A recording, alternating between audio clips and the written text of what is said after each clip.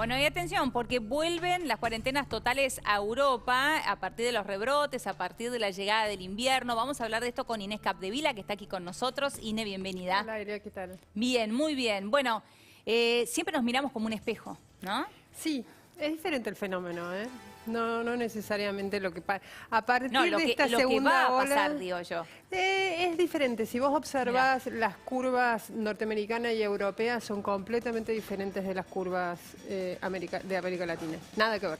Mirá. Sí, las curvas de Estados Unidos y Europa tuvieron un pico fenomenal y corto a lo largo, o sea que duraron algo así como 3 o 4 semanas esos picos, Sí. bajaron, se amesetaron abajo, volvieron a subir cual picos muy altos. Eso ya sucedió. Estados Unidos empieza su tercera ola y Europa va por su segunda ola. Son también diferentes entre ellos. Claro. Ahora, las montañas de COVID de América Latina son completamente diferentes. Tardaron más, no subieron abruptamente como las europeas, Más o sea, despacito. exacto, vertiginosamente para arriba, no, fueron subiendo gradualmente. Y cuando llegaron al pico, empezaron a hacer pequeños picos arriba. O sea, tuvimos una meseta muy alta. Y después de 3 meses aproximadamente empezó a bajar. Brasil, por ejemplo, recién en octubre, hoy, tiene 500 muertos diarios. Después de 2 o 3 meses, de 1000 muertos diarios. Mirá. Bueno, alrededor de 1000 muertos. Alrededor Entre de 900 tal y cual. 1000 muertos Está diarios. bien, pero es importante esta diferencia No que, tiene nada que ver. estás marcando. Importante. Bueno, a ver, contanos qué está pasando ahora y por qué se decide aplicar el toque de queda en estos países. Bien, en Europa, después de un verano de serenidad y calma y casi una libertad, no tan parecida a la del verano anterior, pero cierto nivel de libertad, Europa empezó a enfrentar su segunda oleada de coronavirus en septiembre. El primer país fue España y lentamente se fueron sumando a esa oleada muchos otros países. Hoy prácticamente todos los países europeos, con diferencias, están embarcados en la segunda oleada. Por lo tanto, todos los gobiernos, pese al malestar de sus sociedades, han decidido reimplantar medidas de confinamiento y cuarentena. No son los confinamientos nacionales todavía. Hoy, a partir de hoy, un solo país ha implementado la cuarentena nacional, es Irlanda. Algo similar acaba de hacer Gales en Gran Bretaña. Escocia está evaluando lo mismo, pero mientras tanto impuso el toque de queda, que ya está en vigor en muchos otros países europeos, un toque de queda que va aproximadamente, depende del país, pero desde las 12 de la noche a las 6 de la mañana en algunos, de las 9 de la noche hasta las 6 de la mañana. ¿Por qué toque de queda, Elio?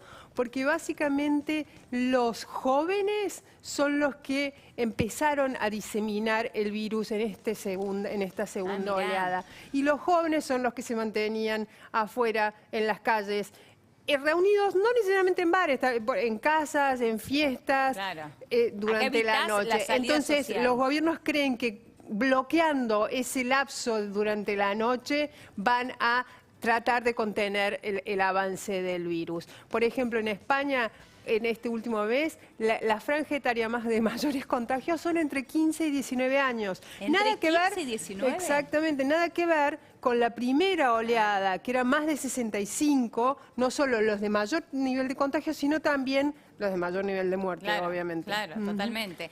Bueno, o sea, Francia, Eslovenia, Bélgica, Italia, Gran Bretaña y España. Todos ellos están con toque de queda. Y por otro lado, en Irlanda y Gales, confinamiento nacional. Por ejemplo, en Irlanda es cuarentena nacional, pero sin que no se clausuren las escuelas. No se puede hacer nada. Los negocios no esenciales tienen que cerrar, pero la educación se mantiene habilitada. Sí. ¿Cuánto habla de un país eso? Exactamente, tiene que ver con la concepción de presente y futuro de un país, claramente. En Gales, sin embargo, sí cerraron los colegios. Tienen diferentes niveles de habilitaciones, por ejemplo, pueden la gente seguir saliendo a la calle a hacer actividad recreativa, cosas así, pero bares, restaurantes, negocios no esenciales están completamente inhabilitados. La vida laboral se vuelve nuevamente a las casas. En septiembre habían empezado a rehabilitarse las oficinas, vuelve al trabajo a distancia. Esto, Elio, va a pasarle a Europa probablemente durante el próximo mes. Por ejemplo, la cuarentena nacional que impuso Irlanda es por un mes. El toque de queda que impuso Macron la semana pasada en Francia es por 6 semanas.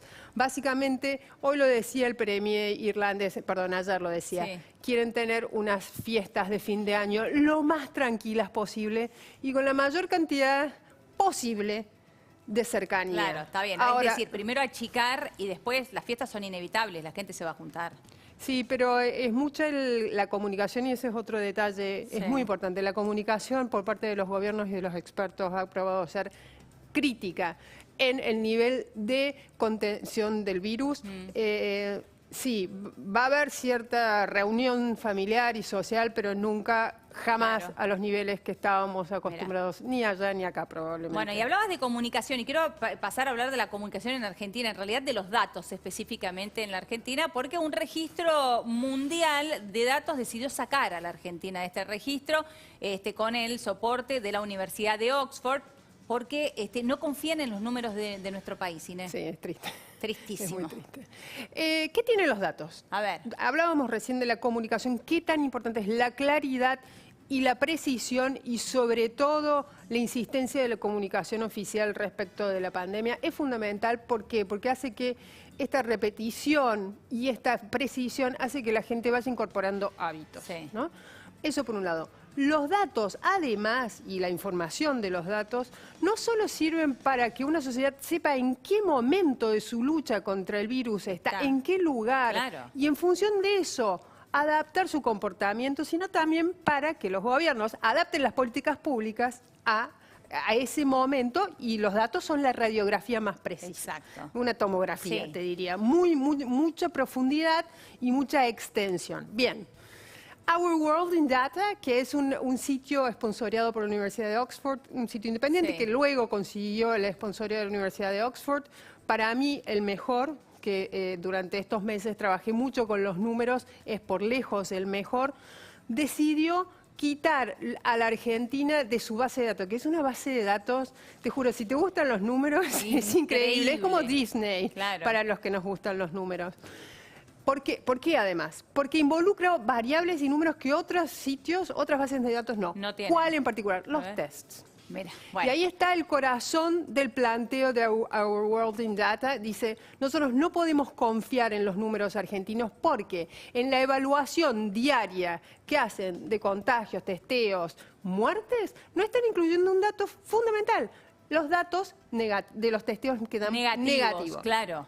¿Y qué sucede? ¿Por qué es tan importante? Hay un dato que es el dato que más distingue a Our World in Data, que es la positividad. Las tasas de positividad en la Argentina han superado cualquier número de otro país del mundo. Nosotros hemos sobrepasado el 70% de positividad. Sí, en un momento tuvimos 75. Exactamente. ¿Qué quiere decir eso? Que si haces 100 tests por día, 70, 71, 72 te dan positivos. Es de locos. Es impresionante. Es un desquicio. Es increíble. Para que ahora vamos a seguir con eso, pero vamos a escuchar qué decía Ginés González García con respecto a esto, porque tiene que ver con lo que nos estabas contando recién. Lo escuchamos al ministro de Salud. Hoy empezamos a corregirlo. Yo creo que todavía no está totalmente corregido. Pero bueno, lo que dice esta ONG inglesa es lo mismo que decimos nosotros, que estamos preocupados, pero lo hemos corregido, modificamos y simplificamos el sistema y además conversamos con todas las provincias diciéndole, bueno, por favor hagan los esfuerzos para notificar, porque todo el trabajo está hecho y lo único que no se hace es ponerlo en evidencia, lo cual es medio tonto, casi le diría a usted. Bueno, la respuesta del ministro de Salud. Bueno, nosotros no me voy a meter con lo que dice el ministro de Salud, él sabrá por qué hemos dejado de contar los tests negativos, pero lo cierto es que los gobiernos provinciales no estaban cargando los tests negativos.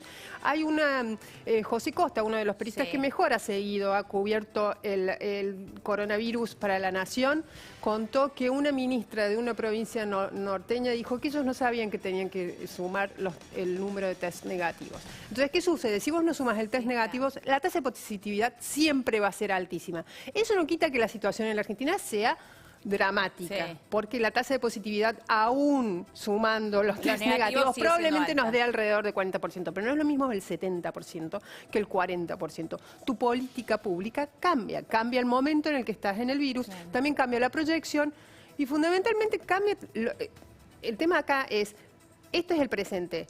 Durante 9 meses de pandemia no hemos incluido los negativos, ahí también te cambian los números globales.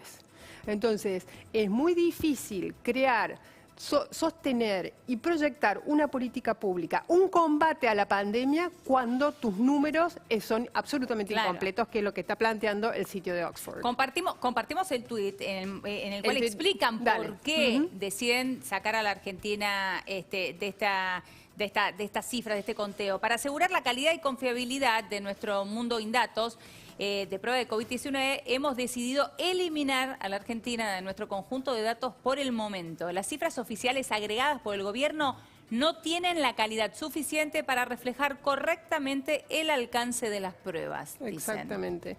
Una explicación que daban los epidemiólogos, algunos epidemiólogos argentinos, es que el porqué de no agregar los test negativos, básicamente porque también hay una política de testeo que es solo testear a aquellos dos pacientes sospechosos fundamentales. Aquellos que seguramente tienen todos los síntomas.